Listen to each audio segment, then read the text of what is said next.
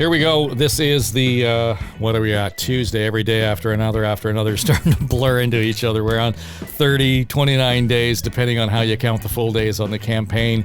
And I think at some level, the way this is played out, it's getting to be exhausting, probably because we're so intent around, I think, trying to find what is the issue, what is the thing that's going to make a difference in these final few days on the federal election campaign here in Canada. Dave Trafford here with John Wright. This is The Rit Race, and we're happy to welcome in Deb Hutton. She's the advisor to a couple of premiers here in the province of Ontario. Has been on the buses, dealt with leadership debates and et cetera, and so kind of having her perspective on it, not the least of which is having lived through it as a spouse on the campaign, so bring some important perspective. Deb, thanks for joining us today. My pleasure. So I want to start there with that sort of the eye-level family side of things, because earlier in the day, Justin Trudeau was challenged on his handling of a protester, somebody who was really being obnoxious in British Columbia. And I think he was getting ready for a Global News interview, and the guy was heckling from afar and he was playing music loudly. But worst of all, he was making really awful and disparaging remarks about Trudeau's wife, Sophie, and, whether or not his remark about going, find a hospital to disrupt was appropriate or not. I can only imagine how difficult that is for anybody on the campaign. Let's face it, start at, this is not appropriate in any case. So I can see how he got kind of fed up and emotional in a hurry. Yeah, and it was, I'm guessing, a very honest reaction, and one that if anyone said anything about any of our spouses that was inappropriate, we would all have a similar reaction. So from a raw politics perspective, this will not hurt Justin, I don't think, in any way, shape, or form. You certainly wouldn't want this kind of comment, but it sounds as though he has handled it appropriately, and I think the protester may have crossed the line. In terms of family on a campaign, there's just no place for this kind of thing. And politics is such that it sometimes ekes in with other parties. My family experienced it. We had a breach of my daughter's medical records, for example. We had the Liberals go after me and felt that I was fair game when my husband was running to be premier, all those sorts of things. It, I think, never helps the people. In this case, it's not a party. It is an individual. And I do think that it makes people look so bad and doesn't do any damage to Trudeau at all. And just the difference here, though, is that when Tim Hudak, your husband, was running for premier here in the province, and again, I there's no excuse for what happened, but it was almost done in a political connection there. In this case, we're talking about sort of this organic demonstration where we have seen the intensity of the anger out there, specifically focused on the Liberal campaign. We've seen it elsewhere, but not nearly as intensely. That becomes a little bit more worrisome for me. Well, and it's got to be worrisome for the Liberals. But I don't know that you're really seeing it in the numbers. I mean, this is still a really, really tight race with less than a week to go. So yes, it's worrisome. Yes, there will be commentary after September 20th about whether this was the ugliest campaign in Canada's history. But let's face it, we say that after pretty much any campaign in recent history. They all feel ugly. We just forget about them after time.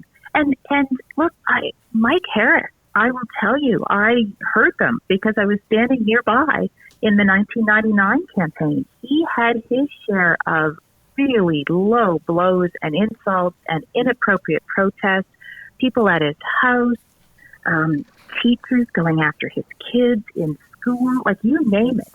And that was 25 years ago. So I want to get both of your perspectives on this then, just because we have heard, the breathless reporting in the media over the last couple of days, John suggesting that, okay, now the tone has changed. Everything is, now we had that exchange between O'Toole and Trudeau remotely, O'Toole commenting while he was off partying, I was doing my time in the military and search and rescue missions and so on. The idea, then it became very personal. And today, again, Trudeau, I thought, was very strong and animated in his attack on O'Toole. It was personal for sure, but there was a real hard, sharp political edge to it. And I wonder if he hadn't presented himself like that 10 days ago, this wouldn't be a different campaign. I don't know, Dave. I mean, if you call an election campaign and you don't have a central ballot question, meaning why are you doing this, then the only thing you're left with is trying to cobble together a series of wedge issues that are very sharp and are very personal to go after your opponent. So, I mean, it wasn't until maybe 10 days ago that the Liberals were able to take the gun piece and, the abortion piece and a couple of other pieces and kind of wrap them together. And it's all negative. There's nothing positive. There's no sunny ways here at all. So part of this is that the campaign itself, as a campaign, has made this happen, that it's nasty. The other thing, though, is in the politics of fear is usually when you've got people who are bleeding off to the side and you want to bring them back. You want to, say to people, don't make this choice because if you do X, Y, Z. And so there's a lot of that going on for the Conservatives and the Liberals right now in the GTA because of the 905 and, people may be switching one way or the other. The last thing is that it has become very personal. I don't know who started it, but to go back to what Deb was saying, at the beginning of this campaign, what I noticed was an organized attempt to have people yelling at Mr. Trudeau. That was evident from almost the first days. It's organized. I don't know who's organizing it. I don't know. Maybe it is the PPC. Maybe it's not. But that sets a tone. It really does for the individual who's the politician who's on the receiving end and his campaign team because they're under pressure. They're in that campaign bubble. So it's very personal. I don't think it's right. I'm kind of sick of it all, and I'm sick of the rolling polls, and I'm sick of, the campaign itself because there's no hope to this. But I think that we're getting the negative stuff at the end of this campaign because it is so tight and because they want to really force people when they're going to make that X on their ballot to think twice or three times so that they come back to whatever home they've left. So it's ugly out there. I don't like it, but still people are going to have to listen to it for another week. Yeah, I guess though when I'm hearing Deb, for those who may not be as as down in the weeds or as close to this as we tend to like to be, what I heard the Trudeau campaign today say is that we are the only ones who can prevent a Conservative government from doing boom, boom, boom, boom, boom, and it plays into that level of anxiety that John's just described. Well, it does. Interestingly, though, they're still saying we're the only ones because quite often, if they're really in trouble, what happens is they keep saying we're the, if you vote for the NDP, you're going to elect a Conservative. Like they actually are much more pointed in an anti-NDP way. And I actually thought we might have seen a little bit of that in the debate, and we didn't. And I was surprised by that, which was sort of my first clue that maybe this was a lot tighter than I thought it was, because I thought momentum had been with the Conservatives at the expense of the Liberals. But to the personal point, if you have these protests against you, as Trudeau has, it's one thing for the protest to be in people's minds, but what's really important is how you respond to them. And so I go back again to my experience with Mike Harris, which is people didn't like him. He was very polarizing. People saw the protests, but they also saw how he responded to them, and that brought them back.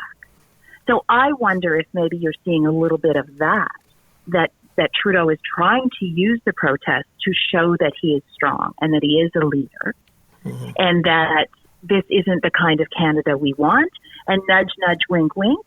It's the Conservatives who are actually stirring this stuff up, and you don't want them. So take me to the other side of this. Now, clearly, O'Toole's comments about, his Trudeau's party background while he was serving in the military was clearly a strategic or a tactical, I guess, move, and they were dropping that one in right away. What kind of discussion would have prompted that decision? Well, Trudeau, in my view, and John will be able to speak to the numbers way better, but Trudeau is not as unpopular when you see sort of first choice for premier and for prime minister and don't like. Trudeau is not as popular as many of us, I think, might have thought. And so I think they've made a decision that they're going to go after him very personally because, shockingly, I think for Conservatives and for many of us who watch this, we would have thought that the Liberal Party was propping up Trudeau. I'm not so sure that's the case.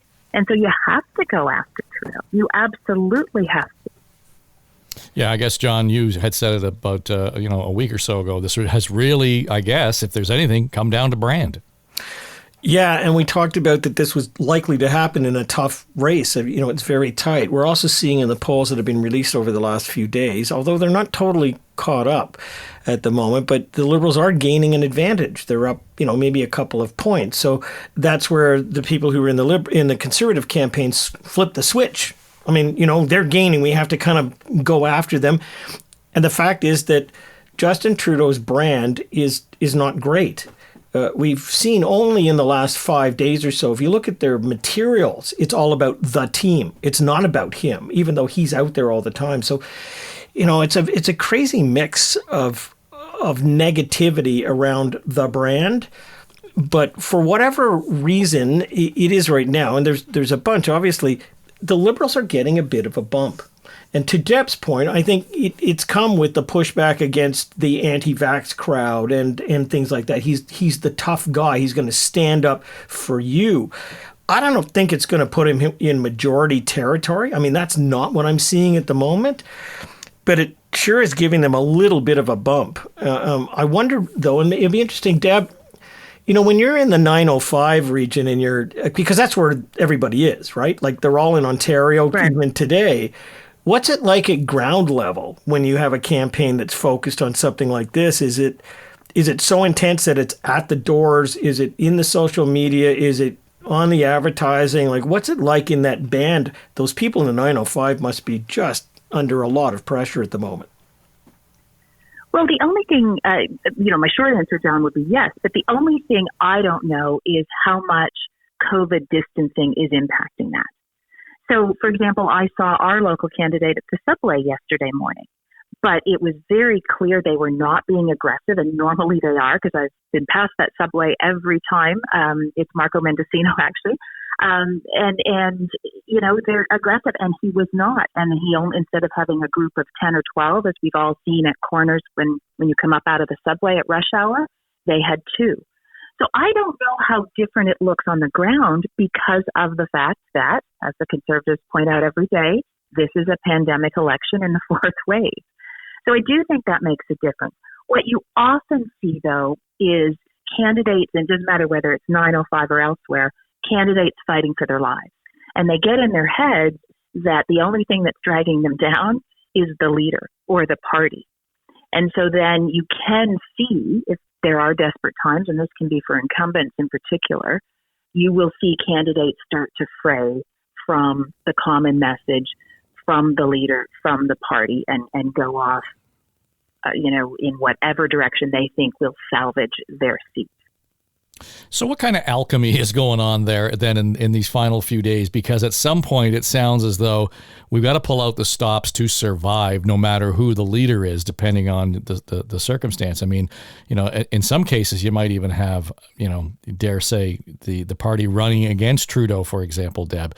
Whether it's the Conservatives or the Liberals, is there danger in being too aggressive at this point? I don't think so.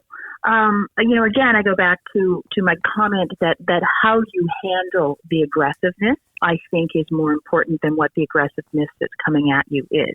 So Trudeau does have an advantage to respond the way he did today about his wife.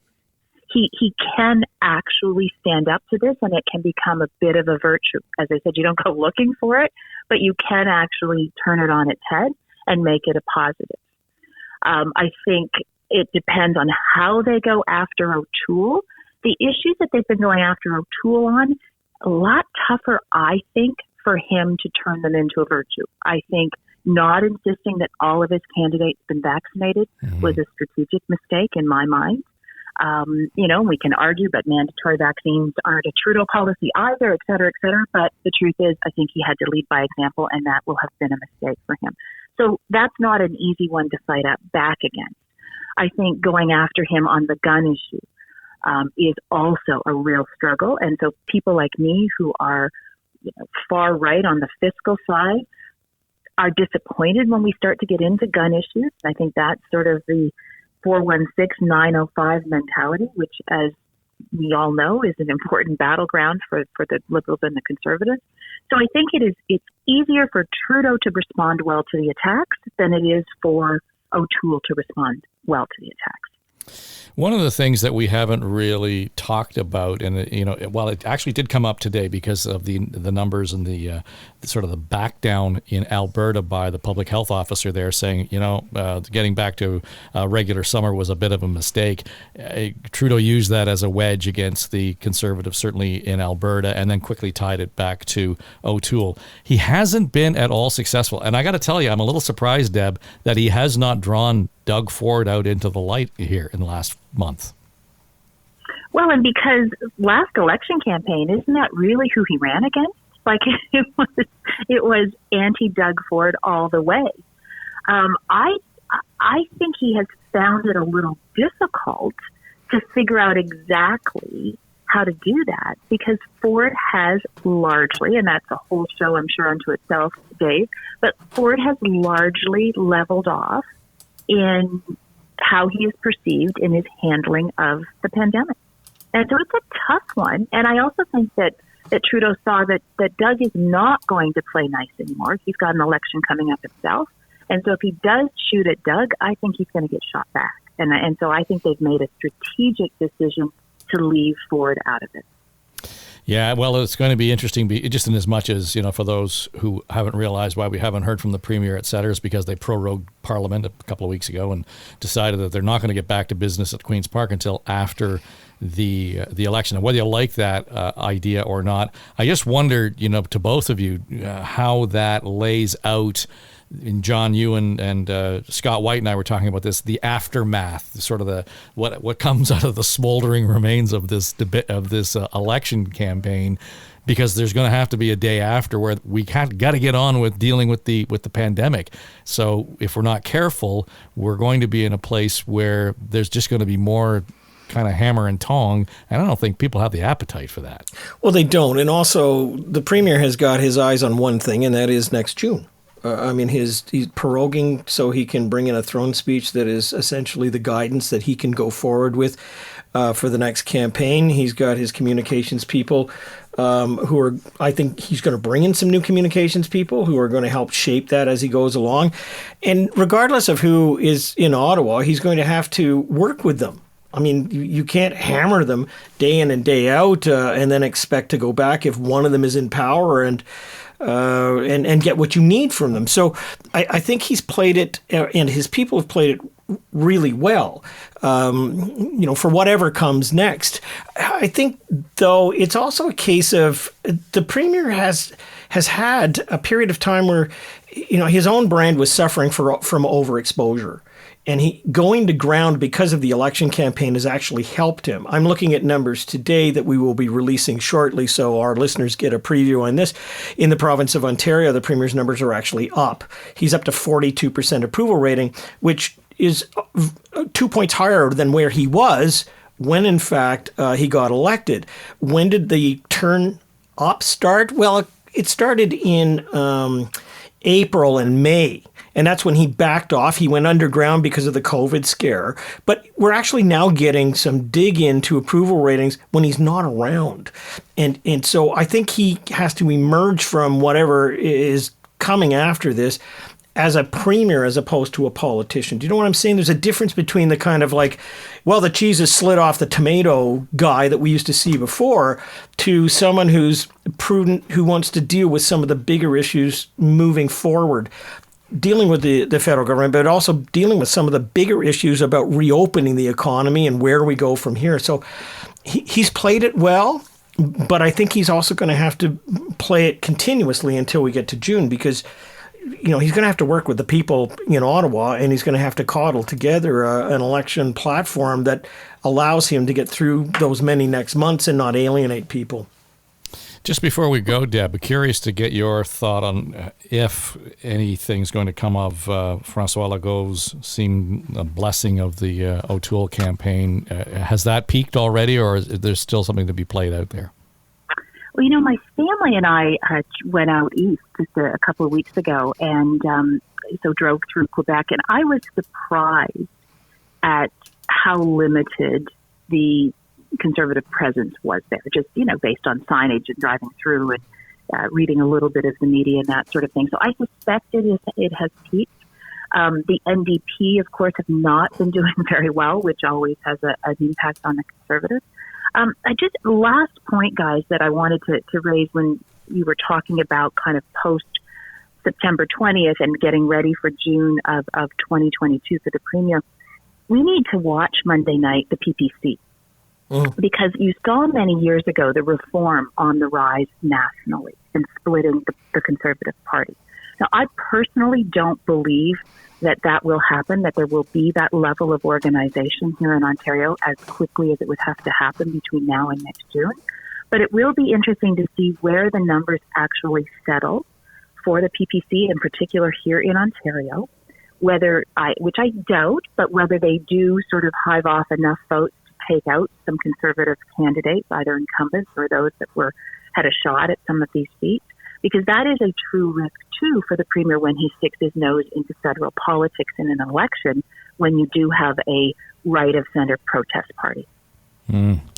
Yeah, so we'll have to be keeping several charts going here on election night as we watch the returns. Listen, we'll leave it at that. Deb Hutton, thanks for joining us today. We appreciate your time. It was great chatting. Deb Hutton and John Wright. I'm Dave Trafford. This is The Rit Race. It's an Eye Contact podcast.